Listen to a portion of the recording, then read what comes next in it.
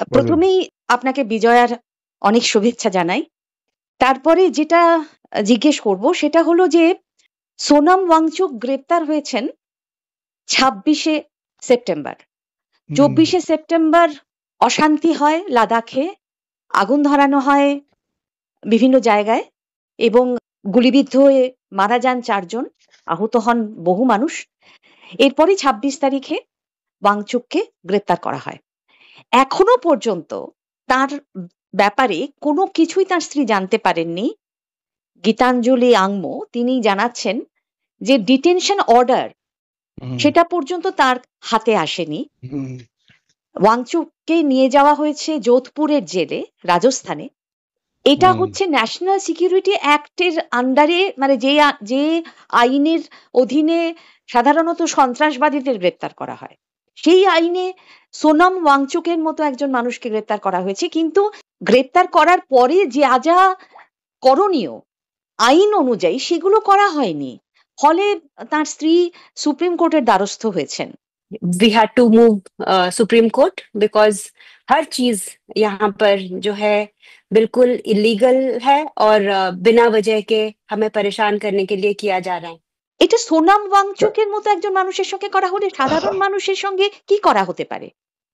দাদা, সাধারণ মানুষকে তো ওরা গ্রেপ্তার টেপ্তার করতো না, ওরা পুলিশ দিয়ে পিটিয়ে মেরে ফেলতো, গুন্ডাদের লাগিয়ে তাদের বাড়ি আগুন জ্বালিয়ে দিত, যেটা দক্ষিণপন্থী রাজনীতিবিদরা করেন। এ রাজ্যে আরএসএস এবং বিজেপি সেই কাজটাই করতেন। যেহেতু সোনাম ওয়াংচুক তিনি এই সমাজে এবং দেশের কাছে ইতিমধ্যে একজন প্রতিষ্ঠিত ব্যক্তিত্ব, যিনি কয়েকদিন আগে মোদির গুণগান করেছিলেন। ধীরে ধীরে আমি বলি মোদি মাদকতা যখনই কাটতে শুরু করলো, তিনি বাস্তবটা উপলব্ধি করলেন এবং মানুষের অধিকারের কথা বললেন। তাকে তো কোনো মতেই প্রশাসন, এই ধরনের প্রশাসন সহ্য করতে পারে না। তাকে হয়তো মেরেই ফেলতো, কিন্তু পারেনি। সেই জন্য তাকে গ্রেপ্তার করে সঙ্গে সঙ্গে ওই রাজ্য থেকে অন্য রাজ্যে নিয়ে গেছে।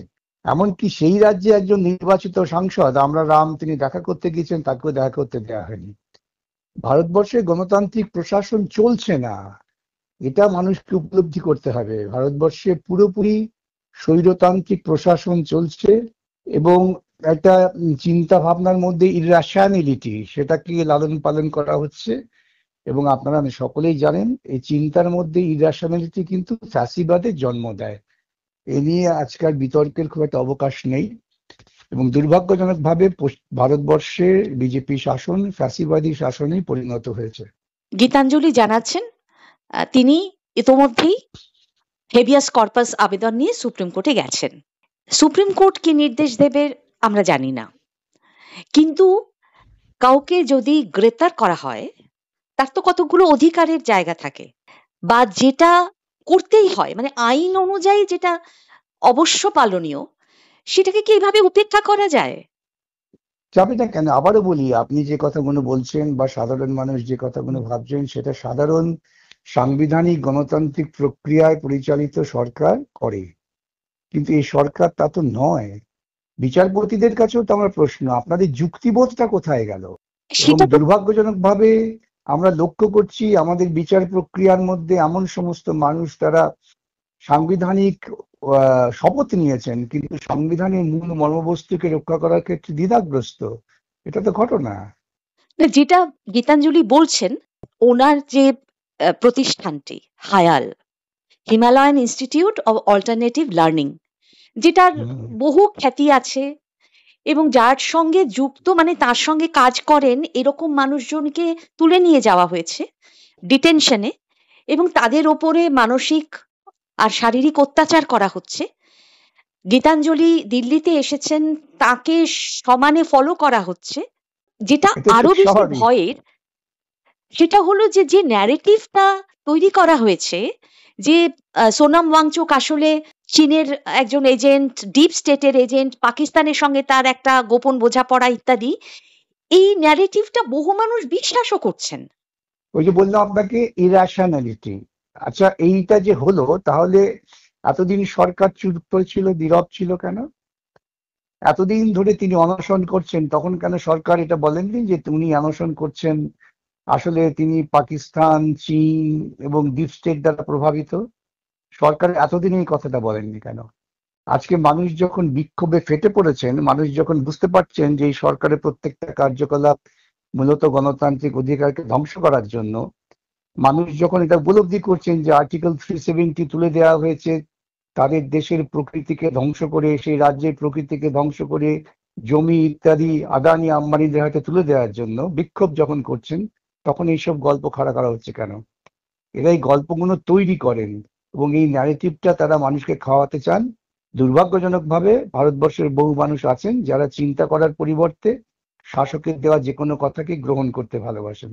তাই হ্যাঁ, হয় কিন্তু এবং এভাবেই ফ্যাসিবাদের জন্ম নেয়।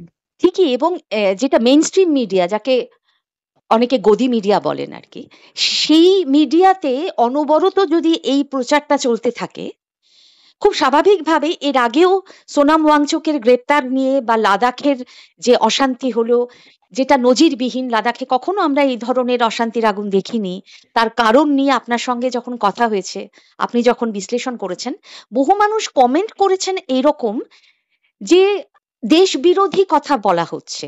অধিকাংশ মানুষ জানেন না দেশটা কি। যারা এই কমেন্ট গুলো করেছেন তাদের যদি আপনি ডেকে জিজ্ঞাসা করেন ভাই দেশ বলতে আপনারা কি বোঝেন, তারা বলতে পারবে না। তারা হোয়াটসঅ্যাপ ইউনিভার্সিটিতে শিক্ষিত হয়েছেন এবং তারা এই সমস্ত কথা বলেন। আর ধরুন আমি একটা উদাহরণ দিই, এই কয়েক মাস আগে চীনের বিরুদ্ধে এই সমস্ত গদি মিডিয়া কি ব্যাপক প্রচার করছিল। চীনা বর্জন করুন, কালি ওই কি টুনি বাল্ব বর্জন করুন, টিকটক বর্জন করুন, চীনা জিনিস কিছু কিনবেন না। অনেক প্রধানমন্ত্রী চীনা বলেছিলেন অ্যাপ ছোট চোখ। নিষিদ্ধ হয়। হ্যাঁ, আবার কি প্রধানমন্ত্রী কয়েকদিন আগে বললেন ওই ছোট চোখ গণেশ আপনারা কিনবেন না। আর এখন যেই বিপদে পড়ে চীনের সঙ্গে হাত মেলাতে হচ্ছে, এখন দেখুন সেই গদি মিডিয়া কি বলছেন। ওই সমস্ত মানুষ যারা এই কয়েকদিন আগেও আমাদের গালাগালি করেছেন চীনের দালাল বলে, তারা এখন উল্টে কি বলছেন বা কি বলার সুযোগ পাচ্ছেন।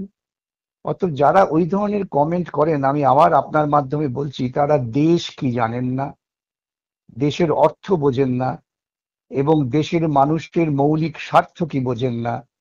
তারা বোঝেন অত্যন্ত ক্ষুদ্র স্তরের ধর্মীয় মৌলবাদ এবং সেই মৌলবাদ দ্বারাই পরিচালিত হচ্ছেন। এই গণতান্ত্রিক ভারতবর্ষকে মোদীর নেতৃত্বে পাকিস্তান তৈরি করা আছে, হিন্দু পাকিস্তান, সেই দিকে নিয়ে যাচ্ছে। তাই দেখবেন এখন আফগানিস্তান, তালিবানদের পরিচালিত আফগানিস্তানের সঙ্গে আমাদের সম্পর্ক ভালো। আফগানিস্তান যে আমাদের পাশে দাঁড়ায় আফগানিস্তানকে যখন আমাদের পাশে অপারেশন সিঁদুর দাঁড়াচ্ছে হয়। তালিবানিরা। তার কারণ হচ্ছে তালিবানিরা বুঝতে পারছেন যে এরাও সেই মৌলবাদের দিকে ঝুঁকছে। সোনাম ওয়াংচুক যে প্রধানমন্ত্রীর প্রশংসা করেছিলেন, সেটা কিন্তু ইউনিয়ন টেরিটরি হবার পর, কিন্তু ইউনিয়ন টেরিটরি উইথ লেজিসলেচার, বিধানসভা সহ তারা চেয়েছিলেন। সেই দাবি তাদের যে পূরণ হলো না, এবং তারপরে 6th শিডিউলে অন্তর্ভুক্ত করা হবে তাদের আদিবাসী সংস্কৃতি, তাদের সত্তা, তাদের পরিবেশ সব রক্ষা করার জন্য, সেই কথাও রাখা হলো না। তখনই কিন্তু সোনাম ওয়াংচুক এবং লাদাখের মানুষ বিরূপ হতে শুরু করেছিলেন। তারা বুঝতে পেরেছিলেন যে এদের আসল উদ্দেশ্যটা কি। আজকে নয় কিন্তু, ওর অনশন আন্দোলন বা পদযাত্রা এটা কিন্তু দীর্ঘদিন ধরে করছেন সোনাম ওয়াংচুক। দীর্ঘদিন করছেন তিনি। এতদিন তুমি কেন বলনি যে ডিপ স্টেট, এতদিন কেন বলনি যে পাকিস্তানের এজেন্ট? তাহলে বলতে হবে যে সরকার তুমি প্রত্যক্ষভাবে পাকিস্তানের এজেন্টকে লালন পালন করেছে। এই অভিযোগ হয়ে থাকলে পরে তো হোম মিনিস্টারের পদত্যাগ করা উচিত। আসলে ওরা চান মানুষ কোনো প্রতিবাদ করবে না। আজকে যখন লাদাখের মানুষ বুঝে গিয়েছেন যে তাদের যা বলা হয়েছিল সব মিথ্যা, তখন তারা বিক্ষোভ করছেন। ওরা দেখেছেন মিথ্যা বলে আমরা পার পেয়ে যাই। যখন ডিমনিটাইজ করা হলো তখন যে সমস্ত প্রতিশ্রুতি দেওয়া হয়েছিল একটাও কি কার্যকর হয়েছে? আমাদের যারা দেশের মানুষ, তারা কিন্তু বিক্ষোভে ফেটে পড়েননি, প্রতিবাদে এইভাবে আন্দোলনে ঝাঁপিয়ে পড়েননি, তারা মেনে নিয়েছেন সবটাই। সেই জন্যই ওরাও মনে করছে যে আমরা যা বলছি তাই মানুষ মেনে নেবে। ওরা ভাবতে পারেনি যে লাদাখের মতো একটা ছোট্ট অঞ্চল, প্রান্তিক স্তরের মানুষ বসবাস করেন, প্রান্তিক সীমার মানুষ, তারা প্রতিবাদ করবে, এটা ওদের দুঃস্বপ্ন ছিল। তাই সেই প্রতিবাদকে কালিমালিপ্ত করার জন্য প্রতিবাদের যে উৎসমুখ, তাকে কালিমালিপ্ত করো, ওয়াংচুককে গ্রেপ্তার করো। ওদের সাহস হচ্ছে না লাদাখে তাকে রাখার। বুঝতে হবে যে শাসক দল, শাসক গোষ্ঠী এটা বুঝে গেছেন যে কত বড় বিপদ তারা ডেকে এনেছেন। আজকে তাকে লাদাখে রাখতে পারছেন না, তাকে নিয়ে গেছেন যোধপুরে। এবং আপনি বিস্মিত হবেন না, আমি পোস্ট করেছি যে আগামী দিনে দেখা যাবে তাকে পাঠিয়ে দিয়েছে আফগানিস্তানে। এই সরকার সমস্ত করতে পারে। মানে তার সঙ্গে কেউ দেখা করতে পারবেন না, তার স্ত্রী জানতে দেবে না, পারবেন না তিনি কেমন একজন আছেন। পার্লামেন্টেরিয়ানকে দেখা করতে দিচ্ছে না সুপ্রিম কোর্টও। আমি আপনাকে বেদনার সঙ্গে বলছি, আমি একজন পেশাজীবী হয়েও সুপ্রিম কোর্টের বিচারপতিরাও তারা কতটা এসবের ঊর্ধ্বে উঠে বিচার করতে পারবে না সন্দেহ আছে। এখন রাম মন্দির নিয়ে যে সমস্ত তথ্য বেরিয়ে আসছে, তখন আমরা যে আশঙ্কা করেছিলাম, অনেকেই বলতেন এই আশঙ্কা করার কোনো অর্থ হয় না, আজকে তো প্রত্যেকটা আশঙ্কা আমাদের সত্য প্রমাণিত হচ্ছে। টানা 15 দিন যিনি অনশন করেছেন, তারপর তিনি অনশন ভাঙলেন অশান্তির ওই ছবি দেখার পর, এবং তিনি বললেন যে এটা পথ নয়। তিনি সবাইকে অহিংসার পথে ফিরে আসার আবেদন জানালেন, এবং অনশন ভাঙার 2 দিনের মাথায় তাকে তুলে নিয়ে যাওয়া হলো। 7 দিন হয়ে গেল, তিনি কেমন আছেন, তার শরীর কেমন আছে, কেউ কিছু জানতে পারছে না। এটা একটা খুব বিপদ সংকেত মনে হয়। এটা সাংঘাতিক বিপদ সংকেত। আমি বারবার আপনাকে বলছি, ফ্যাসিবাদ এভাবেই কিন্তু তার ডানাপালা মেরে উড়ে বেড়ায়। আজকে ভারতবর্ষের বুকে যা চলছে তা ফ্যাসিবাদের নামান্তর। এই যে সোনাম ওয়াংচুক, তিনি একটা প্রতিষ্ঠিত ব্যক্তিত্ব, তাকে গ্রেপ্তার করার পর তার সামান্যতম খবরাখবর তার পরিবারের লোক পাচ্ছেন না। মানে এটা যিনি একমাত্র হিটলারের আমলেই এসব জিনিস দেখা গিয়েছে। ইমার্জেন্সির সময়ও কিন্তু এই ধরনের খারাপ কাজ হয়নি। আইন অনুযায়ী, মানে এনএসএ অনুযায়ী 5 দিনের মধ্যে তাকে ডিটেনশন অর্ডারটা ইস্যু করতে হয়, যদি না ব্যতিক্রমী কোনো পরিস্থিতি হয়। সেই রকম পরিস্থিতি বানিয়ে নেবে ওরা। রাইক্সটাকে আগুন লাগিয়ে হিটলার তো কমিউনিস্টদের বিরুদ্ধে অভিযোগ করেছিল, বানিয়ে নিয়েছিল। আজকে আপনি অবাক হবেন না যদি কোনো একটা নতুন ঘটনা ঘটিয়ে তারা বলে দেয় এর সঙ্গে সোনাম যুক্ত। সেটা তো বলছেনই, মানে ওই অশান্তির পেছনে ইন্ধন আছে সোনাম ওয়াংচুকের, যিনি এতদিন ধরে গান্ধীবাদী পথে তার আন্দোলন চালিয়ে গেলেন। এতদিন ধরে তিনি অহিংস পথ অবলম্বন করলেন এবং সেই পথেই তিনি রয়েছেন, অথচ তাকে বলা হচ্ছে যে তিনি এই হিংসার মূলে। হিংসা হলো, আমি একটু আপনি ইন্টারাক্ট করি। লাদাখের মানুষ তো শান্তিপূর্ণ বিক্ষোভ করেন, তারা তো হিংসা করেননি। আগুন ধরিয়েছেন বিজেপির কার্যালয়ে, আগুন ধরিয়েছেন ট্রাইবাল কাউন্সিলের অফিসে, এটাই তো হিংসা। কিন্তু না, এটা কি হিংসা বলবেন কেন? এটা ক্ষোভের প্রকাশ। কোনো মানুষকে ধরে জ্বলন্ত আগুনে ফেলে দেয়নি, যা হয়েছিল গুজরাটে।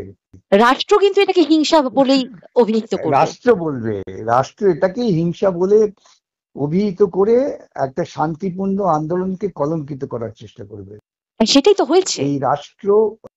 এই রাষ্ট্র হচ্ছে মৌলবাদী হিন্দুদের রাষ্ট্র, সেই রাষ্ট্র পরিণত করার চেষ্টা হচ্ছে।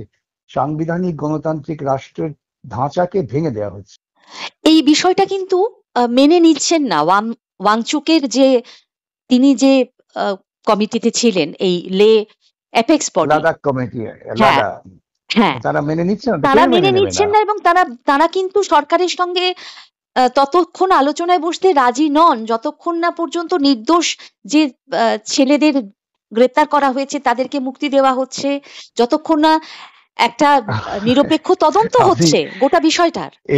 এই আপনি জেনে রাখুন, আগামী 2-1 দিনের মধ্যেই এলডিএ যারা আছেন তারাও গ্রেপ্তার হয়ে যাবেন, কিংবা তাদের উপরে হামলা হয়ে যাবে। খুব খারাপ জায়গায় আমরা রয়েছি, খুব খারাপ জায়গায় রয়েছি। কিন্তু যাই হোক, আমাদের যেটা লক্ষ্য থাকবে সেটা হলো সুপ্রিম কোর্ট কি করে। আমি খুব আশাবাদী নই, এটুকু বলতে পারি। গীতাঞ্জলি রাষ্ট্রপতির কাছে, প্রধানমন্ত্রীর কাছে, আইনমন্ত্রীর কাছে চিঠি লিখেছেন। আচ্ছা, আপনি ভাবতে পারেন যে প্রধানমন্ত্রী 100 বছর আরএসএস কে ইতিহাসে রাখবার জন্য নতুন কয়েন বার করেন, স্টাম্প বার করেন এবং ঐতিহাসিকভাবে অসত্য কথা বলেন, সেই প্রধানমন্ত্রীর কাছে আপনি কোনো ধরনের গণতান্ত্রিক বিচারের আশা করতে পারেন? নির্লজ্জের মতো যে প্রধানমন্ত্রী বলেন যে আরএসএস নাকি স্বাধীনতা সংগ্রামে প্রচুর তাদের অংশগ্রহণ আছে এবং বলিদান আছে, এই ন্যারেটিভটা তারা তৈরি করার চেষ্টা করছেন। তারা সাভারকার, নাথুরামকে হিরো বানাবার চেষ্টা করছেন, যাদের মানুষ এতদিন ঘৃণা করতেন, এবং সেটা করছেন তারা এই ব্যাপক প্রচার মাধ্যমের সাহায্য নিয়ে। এইটা মাথায় রাখতে হবে। এটা ভাবতে আতঙ্কিত হচ্ছি যে সোনাম ওয়াংচুকের মতো একজন রামন ম্যাগসেসে পুরস্কার প্রাপ্ত, এত প্রতিষ্ঠিত, এত বিখ্যাত একজন মানুষ, যিনি লাদাখের জন্য এত কিছু করলেন, সেনাবাহিনীর জন্য এত কিছু করলেন, অল্টারনেটিভ এনার্জি নিয়ে এত কাজ করলেন, তার যদি এই পরিস্থিতি হয়, এই অবস্থা হয়, তাহলে সাধারণ মানুষ তাদের কি হবে? বড্ড অসহায়। সুপ্রিম কোর্টের ওপরও যদি ভরসা আপনি বলেন যে রাখতে পারছেন না, তাহলে তো আরোই ভয়ের জায়গা সেটা। ভয়ের জায়গা তো আছেই। আপনাকে অনেক ধন্যবাদ। আপনি ভালো থাকবেন। নমস্কার।